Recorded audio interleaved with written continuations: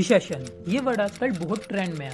दुनिया भर के इकोनॉमिस्ट प्रिडिक्ट कर चुके हैं कि 2023 में रिसेशन आने के चांसेस बहुत हाई हैं। हाल ही में ब्लूमबर्ग की रिपोर्ट ने कंट्री वाइज रिसेशन आने के चांसेस भी प्रिडिक्ट करे हैं, जिसके अकॉर्डिंग अमेरिका और यूरोप के देशों में रिसेशन आने के चांसेस बहुत हाई हैं, बट इंडिया में रिसेशन आने के चांसेस 0% है। आखिरकार रिसेशन है क्या, आता क्यों है, इसका इम्पैक्ट क्या होता है और इंडिया में रिसेशन क्यों नहीं आएगा। रिसेशन, जिसे हम आम भाषा में मंदी के नाम से जानते हैं, इसकी वैसे कोई प्रॉपर डेफिनेशन तो नहीं है, बट जब 2 क्वार्टर मतलब 6 महीने लगातार अच्छा परफॉर्म ना करे इकोनॉमी, बिजनेस और बिजनेस एक्टिविटीज में लगातार कमी आती जा रही हो, तो इस सिचुएशन को रिसेशन कहते हैं। अब समझते हैं रिसेशन आने के कारण हैं क्या। रिसेशन आने के पीछे कई सारे कारण हैं।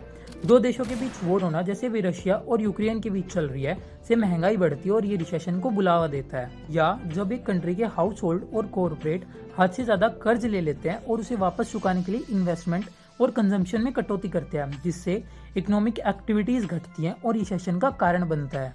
या जब इकोनॉमी में एक अनयूजुअल शॉक आता है, जिससे कोरोना के टाइम पे हुआ था, जब सारी बिजनेस एक्टिविटीज लगभग बंद हो गई थी और जीडीपी नेगेटिव ग्रोथ दे रही थी। इसके अलावा देश की सरकार द्वारा अत्यधिक कर्ज बांटे जाने से लोगों की जेबों में पैसा जाता है, जिससे कि परचेजिंग पावर बढ़ती है, जो इन्फ्लेशन को लीड करता है और एंड में रिसेशन आ जाता है।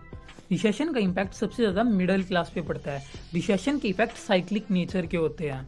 रिसेशन आने पर बिजनेस छटनी शुरू कर देते हैं, जिससे लोगों की जेबों में पैसा कम जाता है और उनके स्टैंडर्ड ऑफ लिविंग गिर जाते हैं।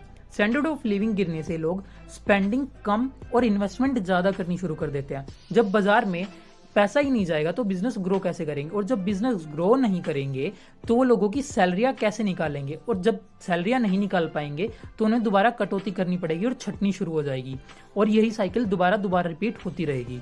अब चलते हैं भारत पे। जब पूरी दुनिया, वर्ल्ड के डेवलप्ड सभी देश रिसेशन के एज पे खड़े हैं, तो भारत ने अन्य देशों के मुकाबले ऐसे कौन से स्टेप्स लिए जो आईएमएफ, वर्ल्ड बैंक, ब्लूमबर्ग जैसे इंटरनेशनल इंस्टीट्यूशंस कह रहे हैं कि इंडिया में रिसेशन नहीं आएगा। Few steps are strong pandemic recovery. Corona ने इंडिया की इकोनॉमी को बहुत नुकसान पहुंचाया, खासकर सेकेंड वेव ने, बट इंडिया ने सीरियस होकर वर्ल्ड का सबसे बड़ा वैक्सीनेशन ड्राइव चलाया और देश के लास्ट डोर तक वैक्सीनेशन पहुंचाकर कोरोना को टक्कर दी और अपनी इकोनॉमी को ओपन किया और दोबारा इकोनॉमिक एक्टिविटी स्टार्ट करके ग्रोथ को पटरी पर लाया।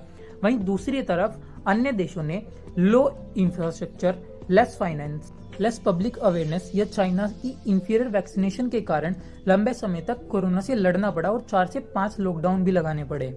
जबकि इंडिया ने ना खुद मैन्युफैक्चरिंग करी वैक्सीन, बल्कि वर्ल्ड कम्युनिटी को डोनेट भी करी, जिससे इंडिया की एक स्ट्रॉन्ग, रिलायबल और एक ट्रस्टेड नेशन की छवि प्रेजेंट हुई।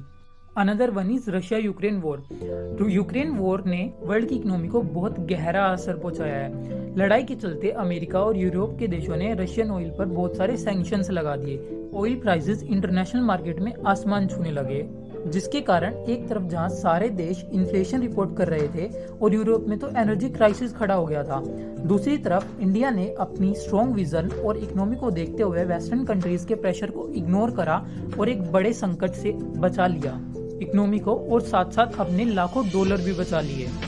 ऑयल के प्राइसेस इकोनॉमी पे डायरेक्ट इम्पैक्ट डालते हैं। ऑयल के प्राइसेस में हाइक होने पर हर चीज, पेट्रोल, फूड, वेजिटेबल, फूड, सबके प्राइसेस बढ़ते हैं, और इंडिया ने इस सिचुएशन को अच्छे से टैकल किया और अपनी इकोनॉमी को अच्छे से बचा भी लिया। स्टेबल पॉलिटिक्स, ये एक हिडन बट एक इम्पोर्टेंट फैक्टर है। यूके एक देश जहां रिसेशन आने के चांसेस सबसे ज्यादा हैं। यूके के पॉलिटिकल लीडर्स ने ना चाहते हुए रिसेशन को फ्यूल किया है। यूके में एक साल में 3 पीएम बदले जा चुके हैं और करंट पीएम ऋषि सुनक की अप्रूवल रेटिंग भी केवल 35% ही है।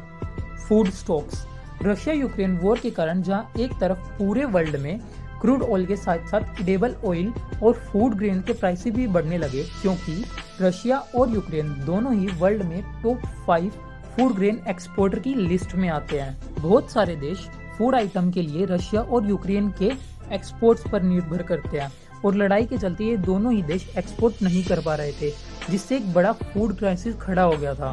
But thanks to Indian government and Indian farmer, जो भारत में पर्याप्त मात्रा में व्हीट स्टॉक्स थे और इंडिया में फूड प्राइसेस भी ज्यादा इन्फ्लेट नहीं हुए, इंडियन गवर्नमेंट ने व्हीट एक्सपोर्ट पर बैन लगा दिया, जिसके कारण इंडिया एक बड़े फूड क्राइसिस से बच गया। Another factor is China plus one strategy. ये आई थिंक सबसे इम्पोर्टेंट फैक्टर है। इंटरनेशनल कम्युनिटी अब ये समझ चुकी है कि चाइना पे कम्प्लीटली रिलाय नहीं हुआ जा सकता। पता नहीं कब कौन सी गुड न्यूज़ सुना दे। वर्ल्ड कम्युनिटी प्रोडक्शन लाइन और सप्लाई चेन को चाइना से किसी और कंट्री में शिफ्ट करने के ऑप्शंस देख रही है और इंडिया इस अपॉर्चुनिटी का भरपूर फायदा उठा रहा है और इंडिया ने अच्छी एफडीआई और गुड टेक्नोलॉजीज को इंडिया में अट्रैक्ट भी करा है। इंडिया की ग्रोथ स्टोरी में अभी तो सब कुछ अच्छा ही चल रहा है, बट ये जर्नी इतनी आसान भी नहीं है। इंडिया के सामने बहुत सारे चैलेंजेस है। One of them is trade deficit. India के एक्सपोर्ट बढ़ रहे हैं, इंडिया के बिजनेस भी ग्रो कर रहे हैं, बट साथ साथ बढ़ रहा है ट्रेड डेफिसिट। इंडिया को इसे फिक्स करना होगा। इसके अलावा इंडियन रुपी भी लगातार गिरता जा रहा है। इंडियन रुपी 80 के मार्क को क्रॉस कर चुका है। ये भी इंडिया के लिए एक बहुत बड़ी टेंशन है। इसके अलावा आपको और क्या क्या लगता है कि और कौन से फैक्टर्स हैं, कमेंट्स बिलो।